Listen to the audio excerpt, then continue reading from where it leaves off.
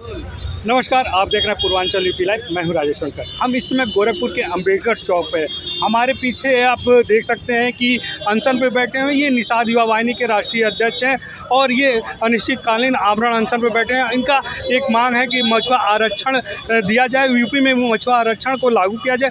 इस मांग को लेकर ये यहाँ पे बैठे हुए हैं, आमरण अनशन पे बैठे हैं। हम इनसे बात करेंगे, राष्ट्रीय अध्यक्ष सुशील चंद्र साहनी जी से बात करेंगे। ये बताइए कि आमरण अनशन आपसे आज से शुरू किया है, क्या है? आमरण अनशन मतलब अन्न और जल का त्याग है और हमारे समाज का मुद्दा बना के रखा गया है, उसको हल करने का एक सलीका है, तरीका है जायज़। जैसे कि आपने आरक्षण की मांग को लेकर आमरण अनशन कर रहे हैं, अन्न और जल त्याग दिए हैं, तो क्या लगता है कि यहाँ का यूपी सरकार आपकी मांग मांगे? दिल्ली पश्चिम बंगाल की तरह, जिस तरह से दिल्ली पश्चिम बंगाल में हमारे समाज की उपजातीय केवट मल्ला, बिंद कश्यप, धीवर भातामाती को अनुसूचित जाति का प्रमाण पत्र जारी हो, तो उसी तरह से हमारे उत्तर प्रदेश में भी जारी हो, इसी के लिए हम लोग आंदोलन। देखा गया है पिछले वर्ष इस तरह से लगातार आरक्षण को लेकर, निषाद आरक्षण को लेकर आंदोलन हुए। आंदोलन में एक आदमी का वो होता है, हत्या हो जाती है किस तरह से, और उसके बाद भी आरक्षण अभी तक नहीं मिला। क्या कहीं न कहीं से हम उनके द्वारा पैरोकारी ठीक ढंग से नहीं की गई और उनकी पैरोकारी जो अपने लिए हुई, अपने परिवार के लिए हुई, इसी वजह से हमारे समाज की जायज़ मांग पूरी नहीं हुई। अब हम लोग सही मांग सही तरीके से, जायज़ तरीके से, लोकतांत्रिक तरीके से कर रहे हैं। निश्चित तौर पे हम लोग की मांग पूरी होगी और हम लोग का आरक्षण जारी होगा। आपने कहा कि पैरोकारी नहीं हुई, वो तो शासन सत्ता में है जिसका नाम दिया जाता है। शासन सत्ता में पैरोकारी उनके द्वारा अपने और अपने परिवार के लिए की गई, सीट के लिए की गई, सत्ता के लिए की गई, समाज के लिए नहीं की गई।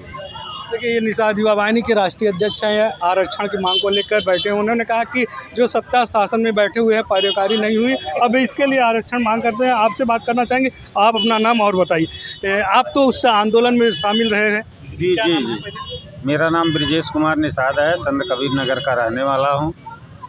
तो एक बार फिर ये आमरण अनशन और आरक्षण की मांग को लेकर बैठ रहे हैं, क्या कहें? भाई देखिए, संविधान में ये नियम है कि यदि आप पहले जो है मांगो तो सही, मांगा गया नहीं मिला, नहीं मिलने का नतीजा है पुनः हम लोगों को एक तरह से मांगना है। और मांगना नहीं है, हमारा संवैधानिक अधिकार है, वो अधिकार है तो हमारा हिस्सा है। तो सरकार से यह मांग करते हैं क्योंकि सरकार ही सब कुछ होती है। यही सरकार सवर्ण आरक्षण दे सकती है, धारा 370 हटा सकती है, मंदिर मुद्दा सॉल्व कर सकती है। तो ये भी हम लोगों का एक जायज़ मामला है। इसमें कहीं से हम लोग चोरी बेईमानी नहीं मांग रहे हैं। हम लोग संविधान द्वारा प्रदत्त जो हमारा हिस्सा है उसी को हम लोग सरकार से मांग रखते हैं। जैसा कि जिस तरह से उस आंदोलन में थे, उस आंदोलन को और में थे, तो क्या लग रहा है? नहीं, आंदोलन में थे कि समाज का हिस्सा मिल जाएगा तो हम लोग को भी मरने के बाद लोग याद करेंगे। जैसे आज संविधान निर्माता हैं, तमाम हमारे महापुरुष पैदा हुए जिन्होंने समाज के लिए, देश के लिए काम किया। तो इसीलिए हम लोगों के अंदर एक सोच बना कि भाई हम लोग भी समाज के काम आवे, देश के काम आवे। मुकदमा भी तो आपके ऊपर है। जी जी, मुकदमा है। हर 5-6 दिन पर हम लोगों को कोर्ट में आना पड़ता है। माननीय सुशील चंद्र साहनी जी के नेतृत्व में हम लोग किसी तरह से वो मैटर चल रहा है। जिसके साथ आपने आंदोलन किया वो क्या? अब आंदोलन तो माननीय संजय निषाद जी जो अपने आप को समाज का महामना बनते हैं, महामना नहीं है वो। अब तो कहने में शर्म आता है। महामना का मतलब सीधा महामानव से होता है, और ये महामानव नहीं, सीधा जानिए महादानव। ये समाज को गुमराह करके आज तक अपने बेटी और बेटों का आरक्षण के लिए परेशान है और उसी में ये परेशान है। आगे भी इनका रणनीति यही है कि समाज को गुमराह करके हम लोग जो है मलाई काटें, बाकी समाज भाड़ में जाए, इससे कोई वास्ता नहीं।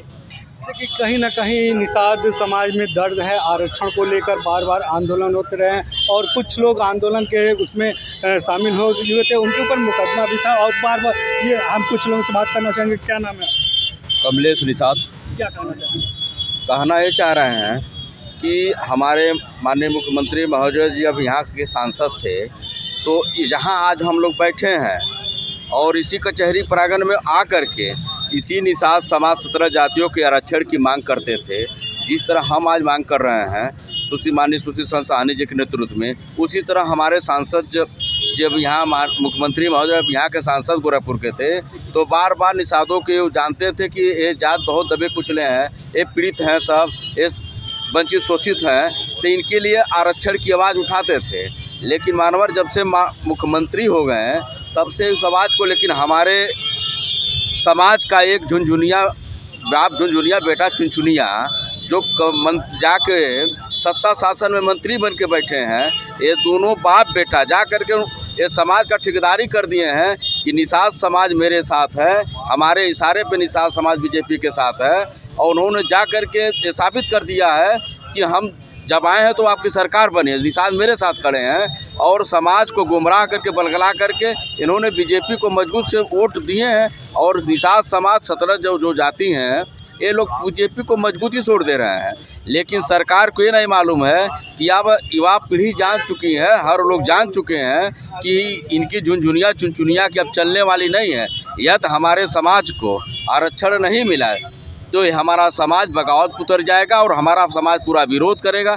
इन झुनझुनिया और बाप झुनझुनिया बेटा चुनचुनिया के चक्कर में भारतीय जनता पार्टी सत्ता से दूर हो जाएगी और केंद्र और राज्य दोनों चली जाएगी।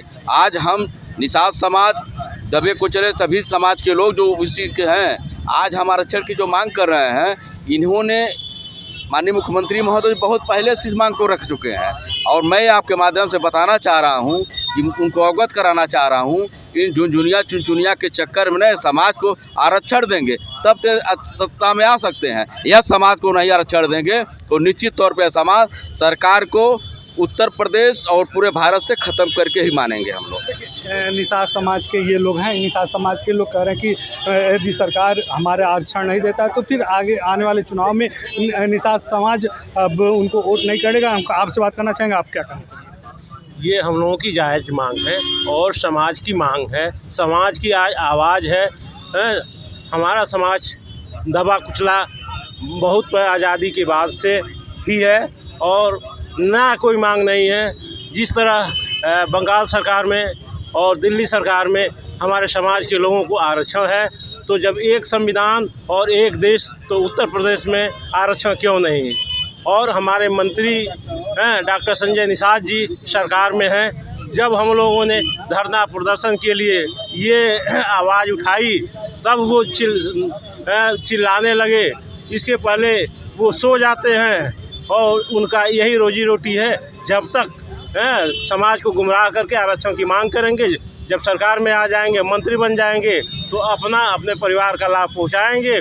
उसके बाद वो सो जाएंगे। जब हम लोग आवाज़ उठाएंगे तो फिर दिखावा के लिए वो चिल्लाने लगते हैं, फिर वो सो जाते हैं। तो ये हम लोगों के नौजवानों की आवाज़ है और चाहेंगे हमारे समाज के सभी नौजवान आगे आएँ और इस प्रदर्शन में अपनी सहभागिता निर्धारित करें। और निश्चित तौर पर ये जब तक आरक्षण नहीं मिल जाता है तब तक हम लोग धरना प्रदर्शन पर रहेंगे और जब तक आरक्षण नहीं मिल जाता तब तक धरना प्रदर्शन पर रहेंगे।